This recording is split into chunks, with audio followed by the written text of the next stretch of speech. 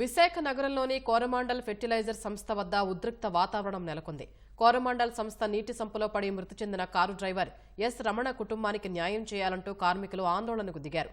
మృతుడి కుటుంబానికి 50 లక్షల నష్టపరిహారం ఇవ్వాలని డిమాండ్ చేశారు. సంస్థ గేటు ముందు పోలీసులు మోహరించారు.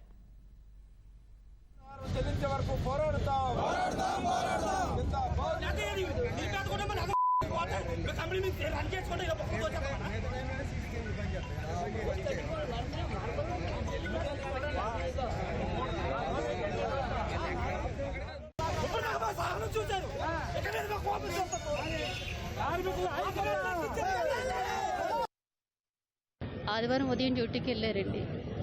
అక్కడ ఏం జరిగిందో తెలియదు సార్. నిన్న ఉదయాన్ని మాకు కవర్ చేస్తే కేజీసీకి రమ్మని బండి పంపించారు.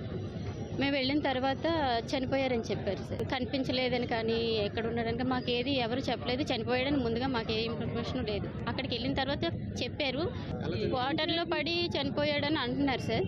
అది ఎంతవరకు నిజమో ఏం జరిగిందో తెలియదు సార్.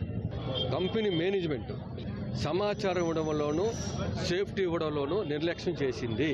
నెంబర్ 1. ఎందుకంటే ఆయన చనిపోయేటటువంటి చనిపోయేటటువంటి కాలువలో ఉన్నటువంటి ఏదైతే ప్లాట్ఫారం ఉందో ఆ ప్లాట్ఫారం పక్కనే ఈయన చనిపోయాడు. ఆ ప్లాట్ఫారం నాణ్యతగా లేదనేటువంటిది మేనేజ్మెంట్ చెప్పింది. దానికి తగిన సేఫ్టీ లేదు. రెండోది సమాచారం కుటుంబానికి ఇవ్వడంలోనూ వాళ్ళు చనిపోయాడని చెప్పకుండా హాస్పిటల్కి వెళ్ళే వరకు హాస్పిటల్ బాడీని చూసే వరకు వాళ్ళకి తెలియలేదు.